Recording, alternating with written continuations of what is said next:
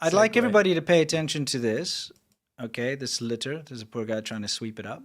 Poor guy. But what do you got here? You got lots of water bottles. You got some cigarette cartons. You've got some used skewers from, like those barbecue, street snack. You got sanitation wipe, packets. Malatang skewers too. Yeah. The hot pot skewers. Mm-hmm. You got a lot of watery runoff, oily runoff from various discarded bits This must be in some very rural place, right? This must be not a very important place. Okay.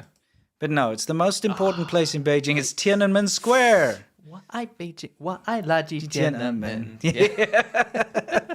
Oh, look, they're desecrating the square under the portrait of Mao. Oh, no. How dare you? How dare you? If you're going to do it there. True. It's a little burn barrel going on there. The reason we're showing you this is it brings up an issue.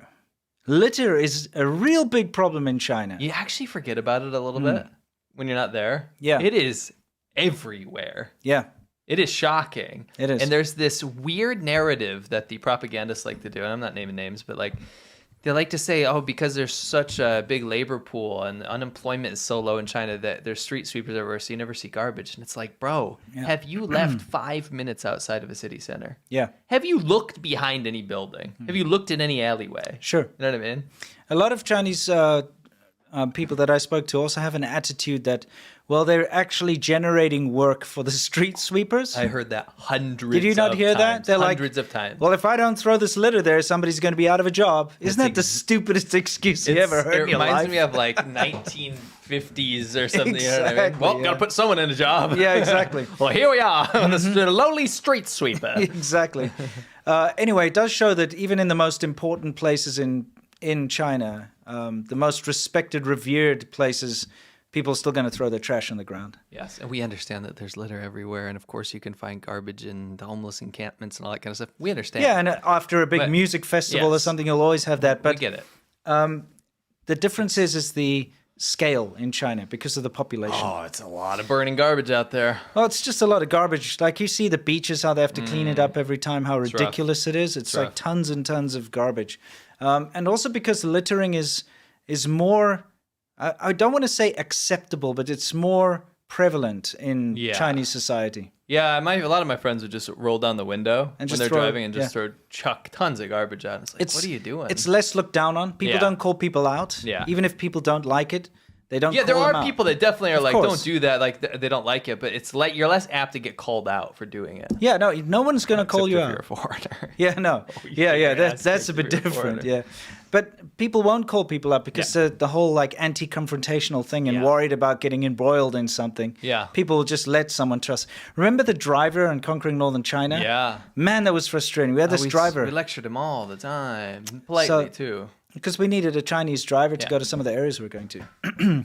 And whenever we'd stop, he'd literally take plastic bottles and stuff, just throw it off in a beautiful scenic area, and he'd just throw his cigarette crap and just throw his trash right out there. Big bags of trash. And we'd pick it up. Sausage wrappers, yeah. Yes, every piece of rubbish, garbage, plastic thing you could think of. I specifically remember I said, please don't do that, and I pick it up and put it back in the car. Yeah, and we always were picking it up and saying, don't do that. And he's like, okay. Next minute we stop somewhere, he's throwing trash again. It's just the way habit. Things are. It's just habit, you know. Anyway, so I just thought we'd show that it is a big issue in China. I want to say that it's the polar opposite of Japan. Yes. It's literally the opposite. They can't be two different places. Quiet. Japan's quiet. It's clean. It's polite society. China's loud. It's fun. Yes. It's jovial. And it's a lot of litter. Yeah. It's so. But just to make that point, you also have to understand because the large population, the percentage of litterers are much higher, of course. Well, I mean, the numbers of litterers. Yeah, for sure. Now here, we thought, hey, we can show you a picture, footage or whatever, but how about something we filmed ourselves? Yeah. So, excuse me. Beautiful place. You say that, but it looks like crap. Well, it's polluted. Yes, that's what I'm trying to say. Nature itself is beautiful. The rock formations are incredible. Wudangshan, right? Yeah. In Jiangxi. Yeah. We went there. We filmed this, okay? What you see behind us. Unfortunately, a lot of the time of the year, this is what you get to this beautiful place. And one time I went, it was really pretty. Yeah. And then the other times during the year, it's always full of smoke in the air. Yeah. It's not factory smog per se. There are steel factories, but there's it's mostly burning like when they do the harvest, stuff, and they burn everything. Yeah. And it just ruins the air. Yeah. So we're at this beautiful scenic spot, which It's pretty spectacular. It is. It's very special. Yeah. Dick Mountain.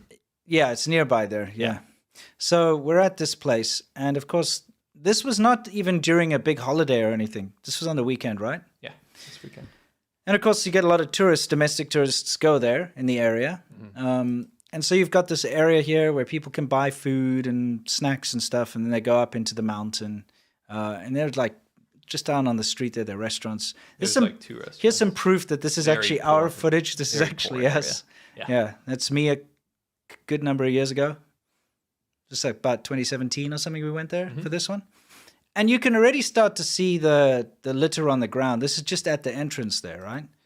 It's horrendous. Yeah, this is like a government AAAA. It's like a very high designated ranking, state-sponsored tourist site. Yeah, and there's literally just piles of garbage like this everywhere. People's discarded instant noodles and detritus. Yeah. I mean, the problem I have with this is like I get that it takes a long time to get past this stage of development, and I get that, and we never got upset about it. But my problem is that China's trying to act like it's the West and the rest of the world is like failed because of they have too much CO2 and all this kind of stuff, whereas China makes more than everyone combined. Yeah, and they pollute. Absolutely. And they litter. And so here, of course, we got another scenic area, beautiful scenic area, and in Shandong. And what's going on? Oh, there's the cleaner. He just throws the trash off the side because, hey, you know what? The mountain is just there to absorb the trash, right? It's a big problem. And hey, if you've got a lot of trash, though, there is a way for you to, get rid of your trash. Is it? Let's see. Yeah. This guy's got it figured out. You just take it, all right, and you just toss it in the river. That way it'll kind of float away and you don't have to see then it's gone, yeah. Pretty convenient. Out of sight, out of mind, dude. I've seen so many people do that. Yeah, of course. Why not just throw it in the river? Yeah. Yeah. And then it's gone. This is the kind of stuff we avoided filming when we were in China because we didn't want anyone to look bad. Yeah. But it's a big problem. It's a really big problem. By the way, 80 to 90% of groundwater is now unusable in China. And when I say unusable, I don't mean you have to boil it. I mean you can't use it, period. At all. It's kind of a horrible, vicious cycle because now you have to drink bottled water. You can't drink water out of the tap, right? So then by drinking bottled water, you're creating more plastic bottles, which then go into the environment and pollute even more. I think I have to remind you of something. What? I did an extensive test on bottled water in China, and even that's not up to spec. Yeah, and a lot of it's fake too. Yeah. So, anyway, it's an unfortunate situation. Bears reminding every once in a while because we see a lot of the, this fake propaganda about China being this green technology leader, leader in like the environmental stuff. It's like the worst. China's a great time. It's a beautiful country. It's got so much cool stuff, but it is not a clean place. No. And what's happening here, by the way, is not that sinister. They're throwing mineral water in the river, but it is also sinister because they get free mineral water either from the government or from something or other, and then they throw the water out so they can take the bottles to recycle them to get money. So it's like just wasteful. Yeah. And they have to recycle again. Yeah. But no, just to remind everyone the scale of what goes on here, because it was a National Day holiday. So you've got everybody traveling at once. And of course, when you've got these massive crowds like this, you can expect the litter to just suddenly pile up more.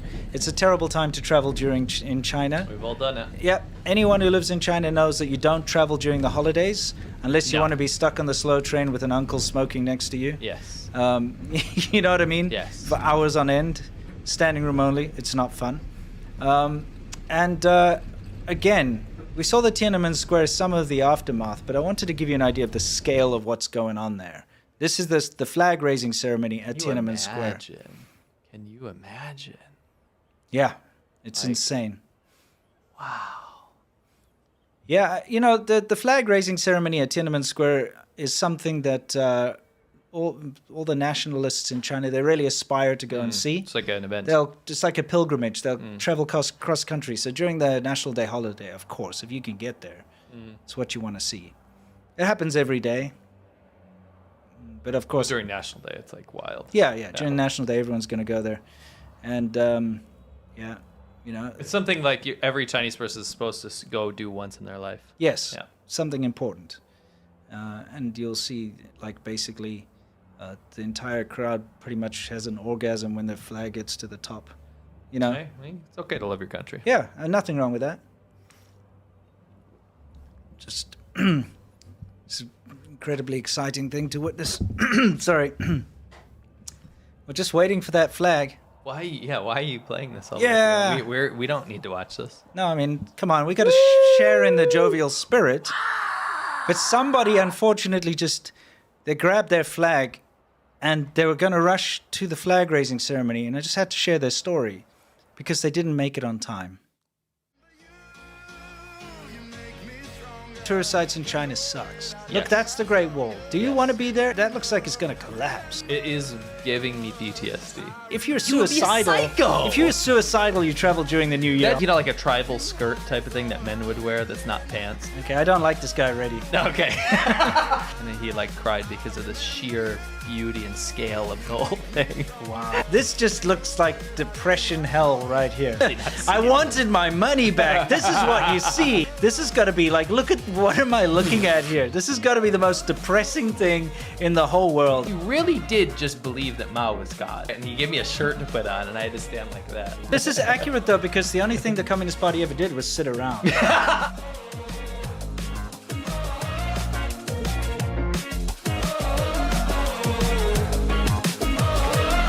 When I close my eyes, I can almost see it.